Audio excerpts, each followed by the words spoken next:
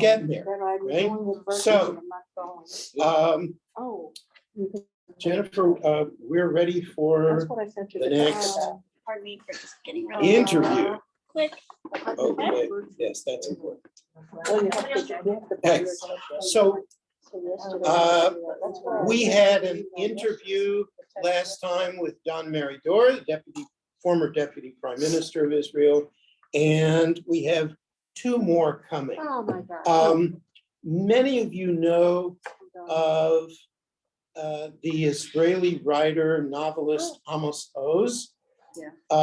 So this is his daughter, Fania Oz Salzberger. And we have her coming up for you. Hey.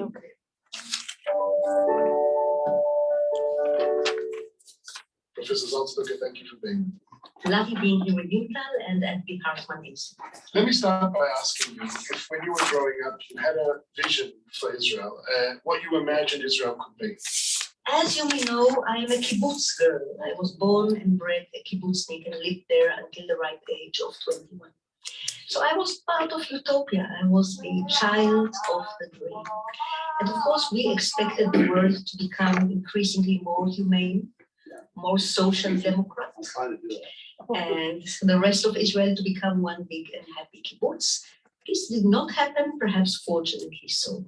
Has your vision for Israel changed because of the reality of the Middle East, the disappointments that we have, the crisis that we face? Oh, absolutely. I think that not changing one's vision is a clear example of extremism or fanaticism. I grew up as a peacenik, but a critical peacenik. I still am a critical peacenik. I deeply believe in the two-state solution. I'm not sure whether it is a full solution or not. I think that Israelis and Palestinians, or most Israelis and most Palestinians, should live side by side in two sovereign states, with Arabs in Israel, with Jews in the future Palestine. But I have adapted my hopes as reality unfortunately unfolded. In what way? Because what do we do when our dream about what Israel could be seems always to disappoint or fall short?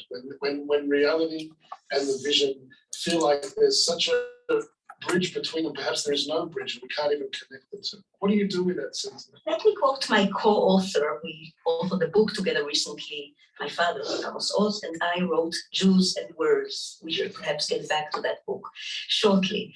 But my co-author sometimes tells me that if Israel was a dream that did not fully come true, it is not about the nature of Israel. It is about the nature of dreams. No political dream, no social dream can ever come true. At best, like liberalism, it can come partially true without bloodshed. This is the best we can hope for in dreams. So, one way of thinking about this is that there are different visions for Israel that are constantly clashing in one way. It's not just that the vision and the reality clashes, but the different visions clash. How do you see this clash ever being resolved, if at all? Well, you're absolutely right. The clash of vision and reality is the kind of clash that every person in their 20s will have to go through if they are human enough. If you do not allow your vision to clash with reality, you are in a problem. But if you allow reality to kill your vision, you are in a problem as well. So it's a clash of different visions or dreams. And we all know that visions clash. Here in Israel, halakha and liberal democracy, they don't have to clash necessarily, but they do clash in everyday life. Capitalism and socialism, the Tea Party and Obamacare. Visions clash. It's okay as long as, and this is where I am becoming worried about Israeli society and the Israeli public sphere. If it is about argument, if it is about debate, including sharp debate, including harsh argument, this is the gist of the Jewish psyche. This is what our book, Jews and Words, is all about. Jews have been arguing from times immemorial. So in a way, you're saying that part of the Jewish vision is to have an argument about which vision there should be. That too is a vision. This is the most universal of Jewish vision alongside justice, which has to do with argument. I would like not just the Jewish world, but the rest of the world to learn from us how to argue. But, and there is a but, Israeli society today is increasingly disrespectful in argument, verbally violent, with the fear of becoming physically brutal, and refusing to listen. And this is not a very Jewish thing in my mind. We've always had very harsh arguments and debates. We were not always very courteous to each other, but we agreed to the basic rules of disagreement. This is what the Talmud is about. This is what rabbinical history at its best, not always, is about. And this is what modern Judaism, including secular Judaism, my style, is about. Let me ask you, when you think about the kind of vision and values you have for Israel, how does that influence the way you think about the Israeli-Palestinian conflict and the way you feel about it? Let us change the big words vision and values into the smaller words hope and virtues. It's a slight shift, but I think it's an important one.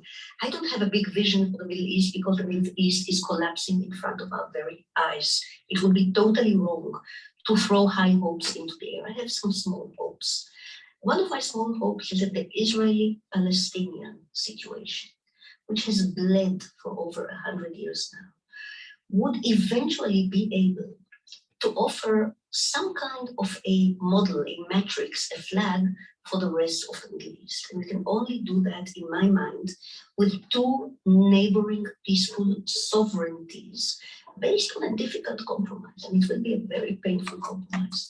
I would like the future sovereign Palestine, which should not come into effect unless its leadership and public are fully committed to peace with Israel. I would like that Palestine to have hopefully some Jewish contingent within it. And obviously I would like the future smaller Israel to have the Arab Israeli contingent as part of our civil society.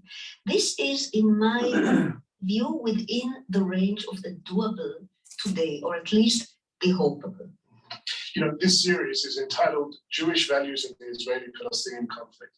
And I wanted to ask you, what Jewish value speaks to you the most? What is the one through which you kind of are animated about ideas and the challenges that Israel faces, including the conflict? Inquisitive open-mindedness, which is part of our talent to argue. Relentless truth-seeking, even when truth is not very popular. And this ancient quest for justice for all. Now, with your permission, I would like to expand on the last one, because this justice, relentless quest for justice for everyone, not just the Jews, not just the VIPs, the important people, not just the tycoons, not just us, people like us, also people who are not like us. This has been running through the veins of ancient Israel, the ancient Hebrews, and the Jews, and the modern Jews, from times immemorial. Let me tell you this, after our book was published in English, Jews and Words, in which we brought many, many different quotes, not of every aspect of Jewish thought, but of the aspects that we think are the best for us today, and argued for selectivity, a wonderful archaeological finding was published in Israel. So we did not manage to bring it into the English book, but we did manage to put it into the Hebrew version of the book, and I have it here with me. And it is a wonderful thing, because it was found only less than 10 years ago in an archaeological site in the Elah Valley, south of Jerusalem, called Khirbet Kiafa. And there they found a huge palace, which purportedly may have been inhabited by King David when he was touring his kingdom. This is wonderful, but this is not the most important finding. The most important finding is this size, an ostrich one, a tiny piece of pottery with an even tinier inscription. Now, if what this inscription, the way it is being interpreted by the archaeologists and scholars, is true, it means that this is the most ancient Hebrew writing we have in the world. It's actually Proto-Hebrew, but the language is Hebrew. It dates from around 1300 before Common Era, so the earliest we ever have in writing. If you like, Tal, a text message from our earliest ancestors. And it says the following, and I read, אל תעשו כזאת ועבדו את אדוני. שפטו עבד ואלמנה, שפטו יתום וגר, ריבו עולל, ריבו דל ואלמנה, נקמו ביד מלך, אביון ועבד סוחו, גר תמחו. Very free translation. Do not do such. Fear your God. Judge the slave and the widow. Judge the orphan and the stranger. Fight for the sake of a child. Fight for the sake of the poor and the widow. Support the poor and the slave. Support the stranger. Ger timchu. Of all the possible texts that could have reached us from the 13th or 14th centuries before Common Era, this is the most touching and wonderful one we could have received, the most ancient Hebrew text message. It is about justice, not just for the rich, privileged, connected. It is for the others, including the stranger among you. I love this. This is what makes me Jewish. This is what makes me Hebrew. And this is not only Jerusalem. This is not only about King David. This is not only about the ancient tycoon who may have lived in that palace. This is about Tel Aviv. This is also the voice of Tel Aviv and the voice of the kibbutz. My vision for Israeli society is interconnected with my vision for the Israeli-Palestinian future. It is about a strong sense of mutual justice, but it is not about romantic blindness. Professor Zalzberger, thank you very much. A pleasure to talk to you. Okay. Too bad Yeah. you can't run for president. That's the best. Well, that last piece is really amazing, right? That is totally, that was beautiful. So it was written in Aramaic? Well, no, she called it Proto-Hebrew. Aramaic didn't exist yet at that point. Yeah, so 1300 before the Common Era. And King David is like maybe 1000, a little bit before 1000, and this goes back, 300 years before that. Right?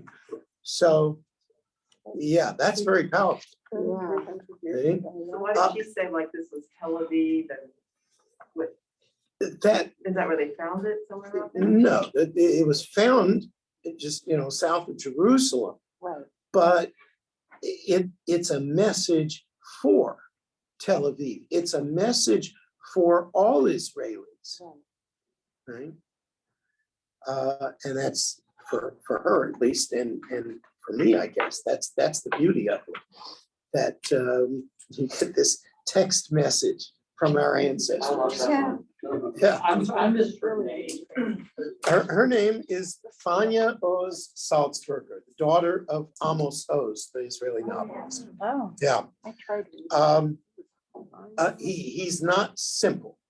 Some of his books easier than others, but he's not simple, right? So she talked at the beginning about her vision of Israel as a child. What was her vision? One big kibbutz. Yeah, we all one big happy family. How'd that work out? Around that, in the 20s. Everybody who thinks we're gonna live as one big happy family is eventually gonna be disappointed, Yeah. right? Even if you're only talking about your family. No family is perfect, let alone a country. Yeah. So, and so how did she deal with the gap between her dreams and the reality? She had to change. Yes, She said that what she went through is a normal, healthy process of growing up. yes, I So- recently read a quote, I can't remember who it's from. If you can't change your mind, why have one? Yeah. that's from the sermon that I gave.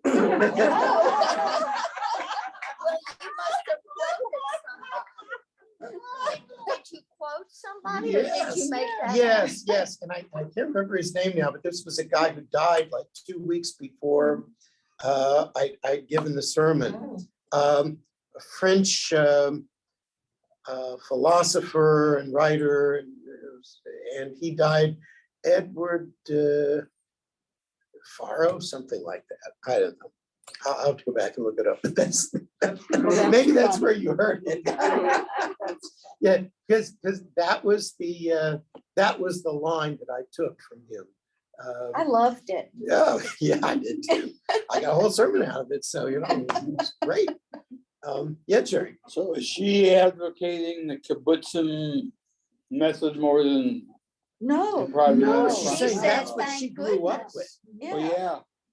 and she had to adjust that. I Well, mean, well, when you all go, of the kibbutzim have had to adjust that because they've realized that the kibbutz in this, very rigid ideological picture that they had doesn't work. All right, it's like the Russians also realized that communism doesn't work. Unfortunately, the problem is that Russia doesn't work, but that's another story. Yeah. She had one line that meant a lot to me. She said that she supported a independent sovereign Palestinian state when, or assuming, that the leadership and the populace of that nation basically was devoted to peace with Israel. Yeah, when you can get to a point when you can trust the other side to be invested in peace. But she said it was a certain amount, like when that happens, Yes. and for some of us, we're not really clear whether that could happen ever. Well, yeah, I mean, there are definitely people who take that other side, which is their vision is that that's not really possible, and that the other side is, at least for the foreseeable future, not going to arrive at that point, and therefore we just have to be prepared to go it on our own. I mean, you can argue with that, but that's their point of view. I think when, as the Arabs get more educated and the younger generations, I think somebody's going to rise up and who will make peace with Israel and find that this system doesn't work. Well, that could be. The other possibility is, which is sort of what's happening now for a lot of Palestinians, is that as they get educated, they have opportunities to leave and they go abroad. And, they may influence the dialogue in their new country, but they're not going back to the old country because they're not willing to wait. I mean, they want to have a normal life, they want to have families and so on and so forth. And so they don't see that as something they're willing to wait. Yeah, so we have peace with Jordan, right? we do. Okay. But when we went to Jordan, they still have all these Palestinian camps over there. And I guess Palestinians are not easily absorbed into Jordan. the Jordanians probably want to kick them out and give them back to Israel. Well, we offered, Israel offered the West Bank back to Jordan if they would be willing to accept the Palestinians who lived there as citizens. And Jordan's, along with all the other Arab nations, we're going back to, let's say, 1970, right? Remember all the famous no's at the Khartoum Arab Conference, right? They said, no, we just don't recognize Israel, period. We're not going to enter into any agreements. Now, later on, Jordan did enter into a peace agreement. That's 1994. So that's another generation after the 6-Day War and the conquering of the West Bank and so forth. But it didn't mean that they were necessarily willing to accept the Palestinians from the West Bank. And they have their own security problems. And they're not trusting of the Palestinians. Because there are Palestinians who would like to take over Jordan and then use that as a springboard against Israel. Didn't they try that during Hussein's rule and he threw them out? And they all Well, yeah, went? that's exactly what I'm talking about. Because Hussein was the one who made peace with Israel, even though he was, he was the young king in 67, but he was the older and wiser king in 1994. And then they went to Lebanon and then they made a mess of Lebanon. Oh, yeah, that's Oh, another Lebanon's story so altogether. bad. Other comments or questions on, what you heard from Fania? What Yeah, is her job? Is she a member of the Knesset or? No. I thought it was- She's an academic. She's an academic. Yes. It's just that, in the middle of what she was saying, it applies to us as Americans. And I was very struck by that. If we as Americans could do what she's saying in our own country, it would benefit us just like it would. Which is to be able to talk To to talk to each each other, other. to to express listen. different visions for America, but to listen to the other side's vision. It Right? seems so simple. Well, try it with your neighbors and see, Oh, no, that I can't talk to my neighbors. There you are, right? That's the problem. Yeah. We have a hard time talking to our neighbors. I'm, it's interesting.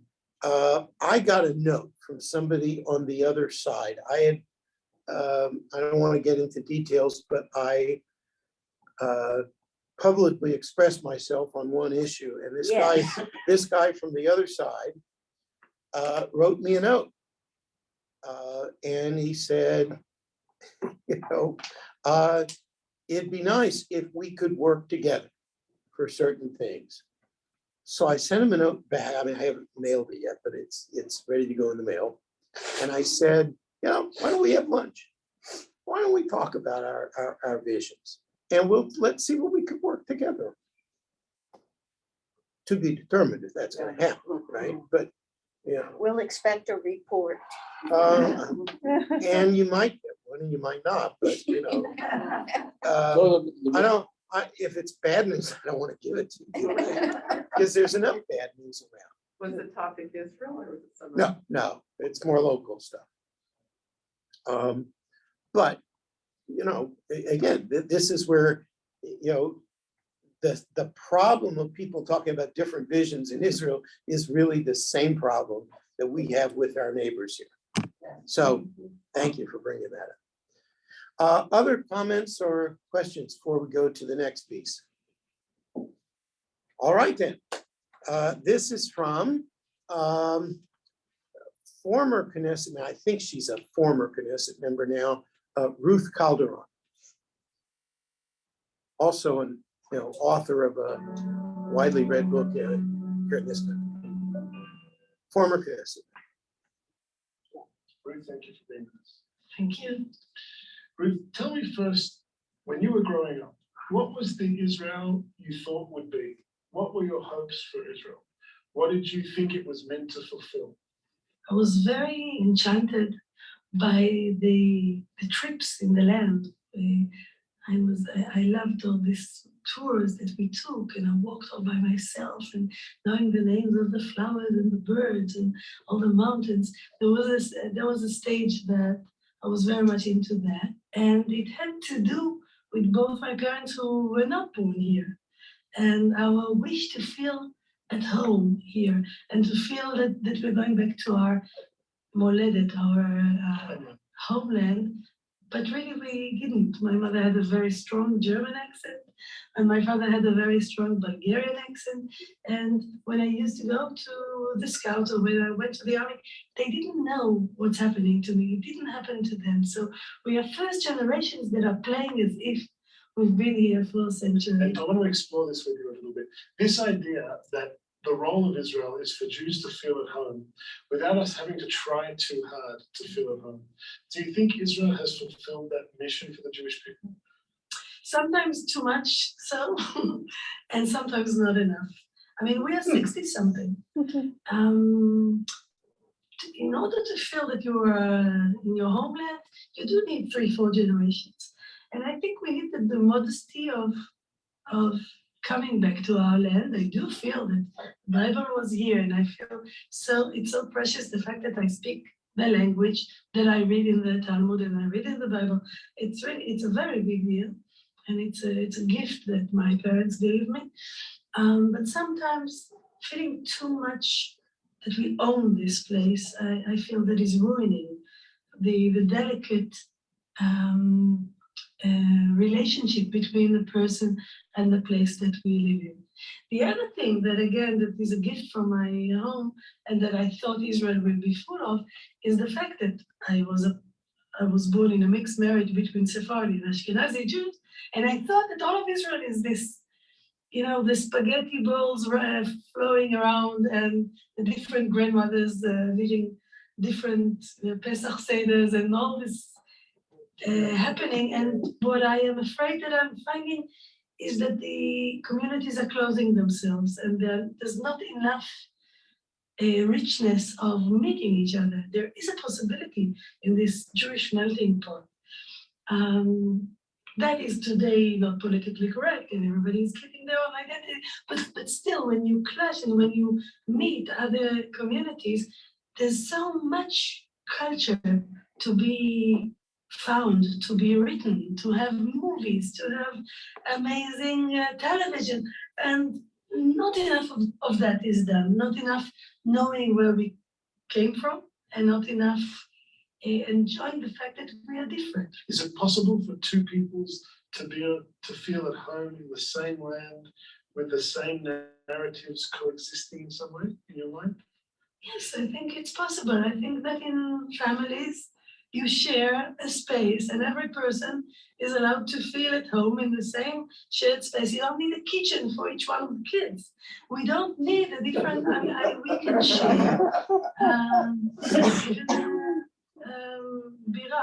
capital. I mean, again, it's a matter of letting go of the ownership. I think ownership, ba'alut, and ba'alut is the word for husband, Baal.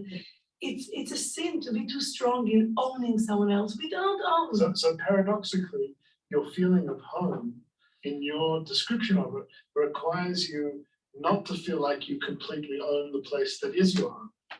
Home is not about ownership. Home is about being accepted and enjoying the place that you want to go rest in, the place that you are accepted when you are not in your suit and tie. And I think it's when you let go of ownership, it's much more possible to feel at home, to feel that, because things are not ours. If we believe in the Islam and Judaism battling over the home of God. This was God's home. It's not my home and it's not your home. It was God's home. And if it's God's home, you should go take your shoes off and go step backwards instead of fighting people away. So I do believe that peace is possible together with feeling at home in a place. There's a lot for us to bring to the table.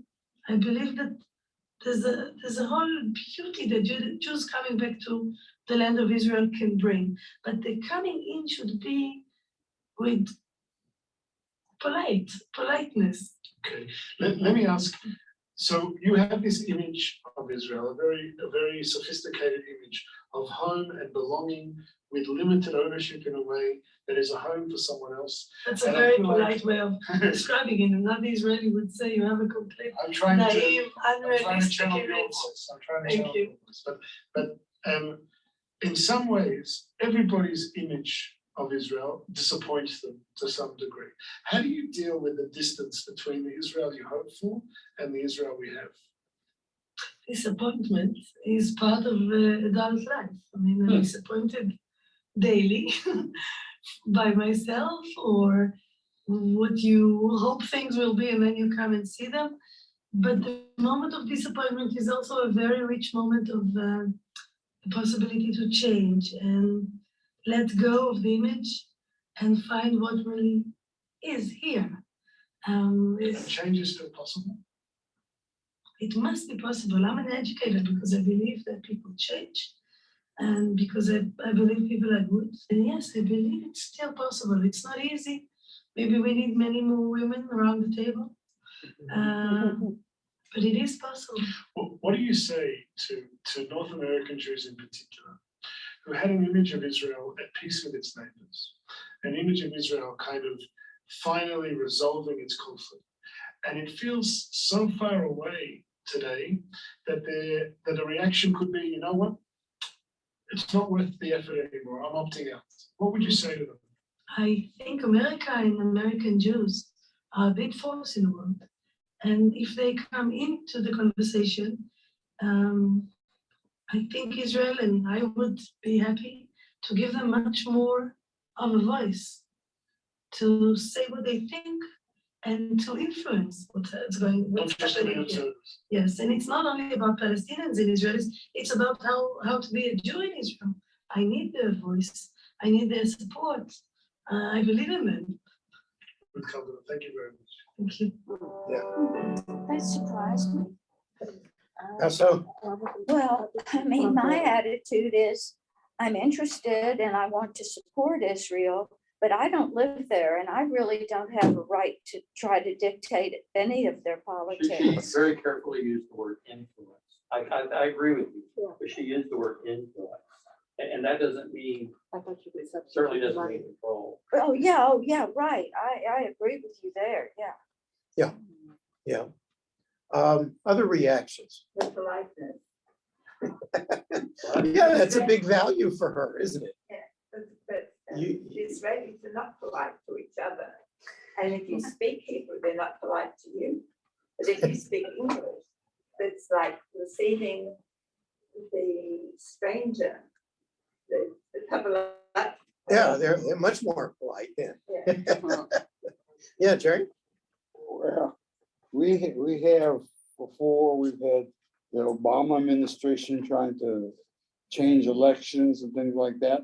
We have Israelis who live here, who want to criticize what's going on over there, but they still live here.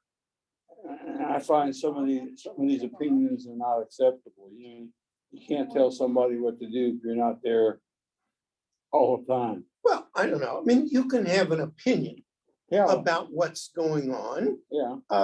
I don't get to vote in Israel, but I Right. have an opinion about what's going on in Israel. Right? But how valuable is that to those people over there? I don't know. Yeah, $6 billion. that's the problem. I don't know. But I think there are a lot of people in this country who have a stake in what's going on in Israel because they are part of the Jewish people. They know, and by the way, when I used to do conversions, I've done conversions a long time, but the thing that I noticed was that people were ready to convert when they would hear someone, maybe on the radio or the television, talking about Israel, and their response would be to perk up because they felt like they were talking about them. When they got to the point where they realized that they were talking about them, they were in effect ready to put in with the Jewish people. Right? Yeah, I think there's a lot of American Jews who have that kind of stake and who recognize that, yes, they don't vote in Israel, they don't pay taxes in Israel, it's not the same for them, but they have a stake. And Israelis want them to have a stake, but some Israelis want them to only contribute to their particular vision of Israel, and others, like Calderon, will say, we want you to express your vision.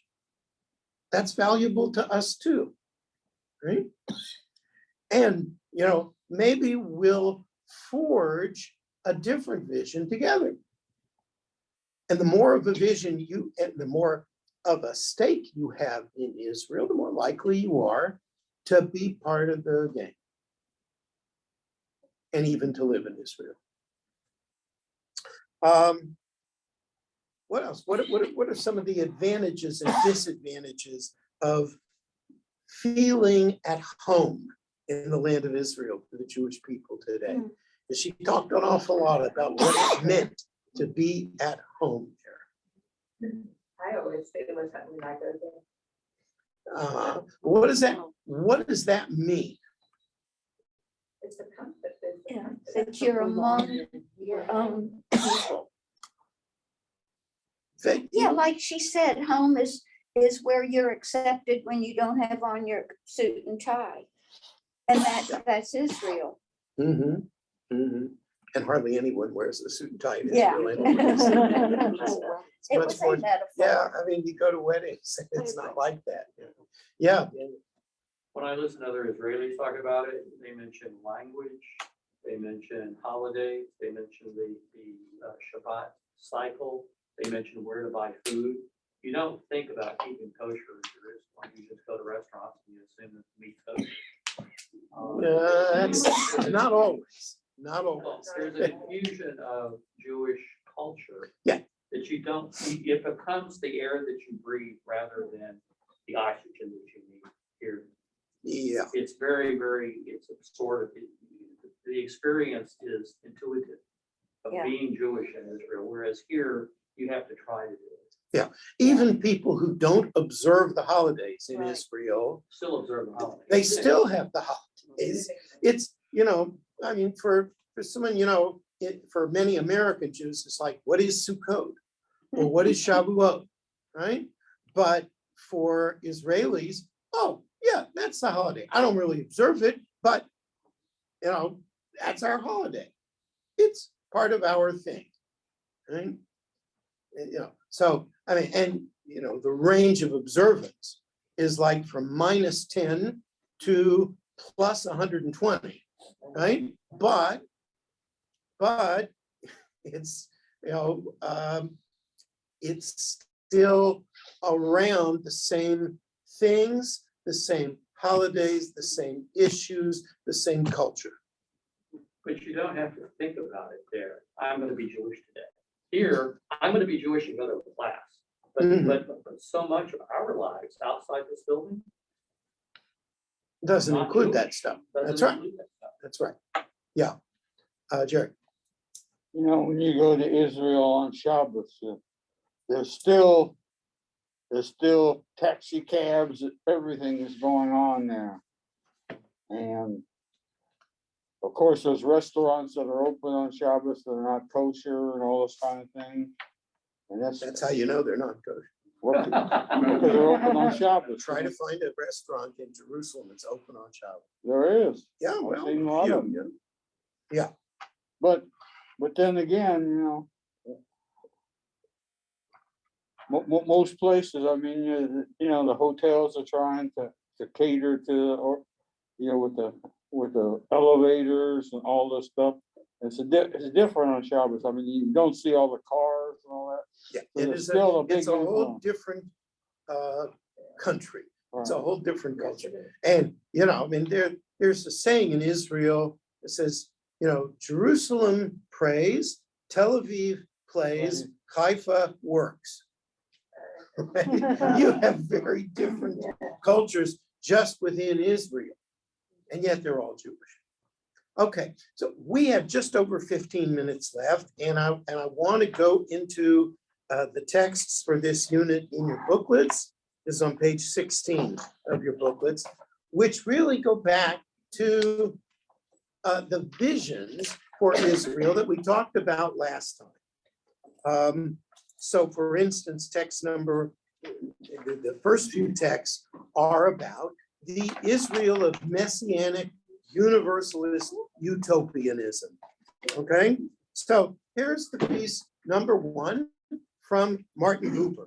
He says, Zionism opposes not the Messianic idea, but rather the misrepresentation and distortion of this idea found in a considerable part of liberal Jewish anti-Zionist literature. Who's he talking about there?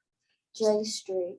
No, well, Buber lived before J Street. Oh, yeah, came that's into right, being. yeah. But really, he's talking about Reform Judaism in the early 20th century, which, tended to disassociate itself Yeah. from Mhm. Zionism, Right. right? Of course, that all changed later on, but that's no longer true. Right? This misrepresentation and distortion glorifies, in the name of Messianism, the dispersion, debasement, and homelessness of the Jewish people as something unconditionally valuable and fortunate, as something that must be preserved because it prepares humanity for the Messianic age. Zionism, too, sees the goal of Judaism as the redemption of the human spirit and the salvation of the world. But we see as the means to the realization of this goal the liberation of a tormented people and its gathering around God's sanctuary. In the Messianic age, let Jewry merge with mankind, but let us make sure that the Jewish people does not disappear now, so that the Messianic age may perhaps come into being later. The Jewish people must persevere in the midst of today's human order, not as a fixed, brittle fact of nature appended to an ever more diluted confessional religion, but as a people pursuing its ideal freely and unhindered for the sake of this human order. The struggle for a homeland is a national struggle. The struggle for Jewish communal existence in Palestine will be a supranational one. We want Palestine not for the Jews, we want it for mankind because we want it for the realization of Judaism. What's your reaction to that? Well, Jews are a nation, not only a religion. I think that's what he's trying to say. Uh-huh. Okay, so And Jews, I really feel that, because we started out as a nation, but then. and we are supposed to be a light among the nations, and Right. therefore, let's have an Israel so that we can reflect the Messianic vision. Okay? And let's not avoid it, because we may lose Judaism or Jews, the Jewish people, as if we're too focused on the universal vision. Right? That's not really good messianism if it means that you have to sacrifice your identity in order to achieve it. It's something universal. When did you say this was written? Didn't say exactly when it was written, and I I don't. don't know. I think it would be 1920s or 1930s. Mhm. Right? Yeah, Dan. I don't know much about Uber at all, so this might be a really ignorant question. But that whole idea strikes me as approaching fossilization. That somehow the Jewish Messiah is the answer for mankind. Yeah. Am I misreading that? Yeah, I think that's reading too much into Buber. I don't think he had a sense of proselytizing to non-Jews. He just, he wanted Israel to exist as a way of showing what the kind of nation state could be for other nation states. Well, the Messiah, the Jewish Messiah could be for the rest of the nation. Yeah, absolutely. Yeah. Of course, in the best, this is one of the problems with messianism is that perennially the Messiah is the one who does not come. Right? I'm comfortable praying for the coming of the Messiah. I'm not sure I'm ready to move tomorrow. If the Messiah came, and if it was, time to get on the bus, get on that magic bus that's going to fly all the way to Jerusalem, right? I don't think so. I don't know. I mean, I got to sell my house. I got I've got appointments. Am I really ready? I've got class next Sunday morning. So I don't know. A true believer. Well, that's the problem. Are we not all less than true believers? We have a little bit of skepticism. Yeah, Gary. I'd love to hear what Buber says today. I don't think he would end it the way he does. Me neither. Well, maybe not. Buber died before the Holocaust. Yeah. I think he died at 38, I think. Somebody can look it up, but I'll look it up. But the whole idea of I and thou and treating everybody, that I just think he would, I don't think he would see it as Palestine for the Jews. I mean, obviously, he wanted Jews to be able to live there. well, and he did live there, right? He made Aliyah. He bought into Zionism, but it was his particular vision of Zionism, right? So we all got to remember, everybody, you can make Aliyah, but you may not have the same vision as other people who make Aliyah. Okay, want to go to number 2, right? So this is a passage we should be familiar with. This is a Torah reading a couple of weeks ago, 3 weeks ago to be precise. Now, God said to Avram, go forth from your native land and from your birthplace and from your father's house to the land that I will show you. I will make of you a great nation, and I will bless you, and I will make your name great, and you shall be a blessing. I will bless those who bless you, and curse him that curses you, and all the families of the earth shall bless themselves by you. And by the way, that last verse, the evangelicals really believe that. And that's why they are supportive of Israel, because they believe that those who oppose Israel are not blessed, to say the least, right? So, in the foundation story of the Jewish people, what's the purpose of this land? Well, yeah, but that's not exactly what God says here, but you could read it that way. Yeah, Jerry? Oh, Yeah. I have run into people who, when they found out I was Jewish, they quote that passage to me all the time. But, Yes. And I find that a little strange because they don't know me at all. It's a little unnerving that they've got you in that box, even though it's a good box. No, it's good. You're automatically one of the good guys. Because nothing. Yeah, see, I know you better, but No, you don't know me yet. I know, I'm learning all the time. But I find that, and sometimes I don't tell them I'm Jewish. They just somehow or another, they're drawn to that and they tell me this. So what's going on here? Sure. The whole world knows you're Jewish. Oh, Okay, it's true. really? Yeah. How Isn't you that right, Ron? How you figure that out? I don't know, but it's true. I just Okay, I got know. another question. Quick, please. Okay, the Messianic era. I've heard one Orthodox rabbi who said, don't be surprised if the Messiah comes and he's a Sephardic instead of an Ashkenazi. And so what are you going to do then? I guess we'll find out. I mean, or not. No.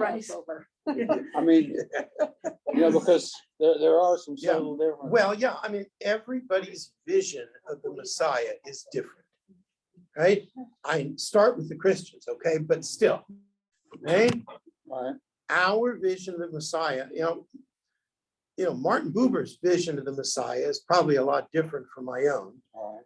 And, if I talk to someone from a Sephardi background, I'm sure their vision, the Messiah might speak Arabic. So, but, in the end, what's the purpose of the Messiah? There's broader agreement about that. Okay. So, but in this vision, what's the relationship between the Jewish people and the rest of the world? Well, we're a blessing to them.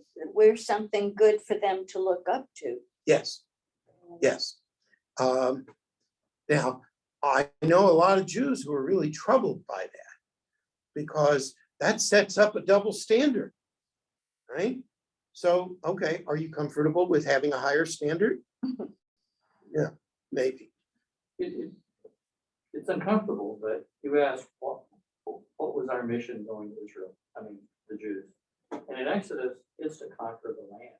It's to kill a lot of people. It's to push them away. Those are quotes out of Yes. Exodus. Yeah, so, in my Jewish literacy class, we were just talking about the, I'm getting, with, Oh, by the way, I into- don't favor that opinion. I'm sorry. I understand, It's out of I understand. I'm just thinking about the book of Joshua, which is all about the conquest of the land, right? So I saw on Feldheim, which is a really right-wing Orthodox press, right? They published a new book for children, an illustrated book on the book of Joshua. Okay? Now, the book of Joshua, if you really want to know, is just about the bloodiest book in Scripture. It's really ugly. And I want to say, good luck. How are they going to portray that in color to the children? Okay? How traumatized would they be if they gave them an accurate portrayal of exactly what happens in the book of Joshua? I mean, we talk about the walls of Jericho, and maybe you talk about the palm tree of Deborah, and all the the sweet little images that there is so much blood in that book. So I wonder if the evangelicals who love us after reading Genesis 12 would love us as much if they read the book of Joshua. I don't even love us that much after Joshua. And I understand completely, right? War is a bloody business. And if you wanted to conquer the land of Canaan and there were other people there, and you wanted to be rid of their idolatries and their ugly influences and whatnot, so there was really only one way to go about that. But it wasn't pretty. It was pretty ugly, actually. But there are some people that take that as a lesson to push the Arabs out of Israel. Yes, yeah, because they'll say that the Arabs are like, Interlopers. no, they'll at one level they'll say the Arabs are like Canaanites. On another level, they'll say that the Arabs are like animals. Right? Like what? Animal. Right. And so, if they're not human beings, then we can do whatever we want to. Well, yeah. Okay. So, but you will hear that in certain circles, right? And that can be used to justify all sorts of things that we wouldn't want to see. But we're all created in God's image. Well, that's what I believe, but if you believe that certain people are not created in God's image, that gives you carte blanche, right? To behave in ways that I don't think most of us would want to see. No. Number 3, Isaiah 49:6. For he has said, it is too little that you should be my servant, and that I raise up the tribes of Jacob and restore the survivors of Israel. I will also make you a light of nations, that my salvation may reach the end of the earth. In other words, what's the purpose of having a people? It's not just so that you should be a people. Is that you set an example that you are the light unto the nation, right? So here you have, particularism for the sake of universalism. That again is the Messianic universalist view of things, right?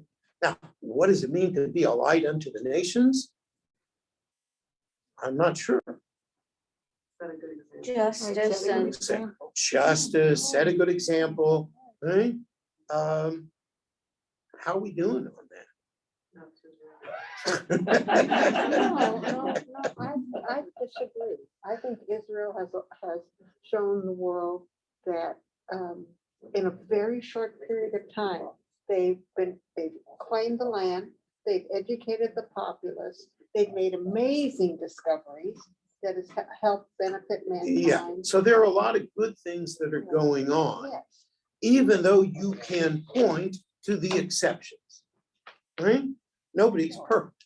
No, Now, we'd love for Israel to be perfect, but that's not happening. So, let's not let the perfect be the enemy of the good and the progress. Okay, number 4, the Israel of messianic particularism. This is from the 20th century Rabbi Joseph Soloveitchik, who was really the dean of modern Orthodoxy and trained most modern Orthodox rabbis in this country for many decades. He says, first, politically, it is undeniable the establishment of the state of Israel was an almost supernatural event. Second, militarily, the victory of the small Israeli defense forces over the overwhelming Arab armies was a miracle of the many in the hands of the few.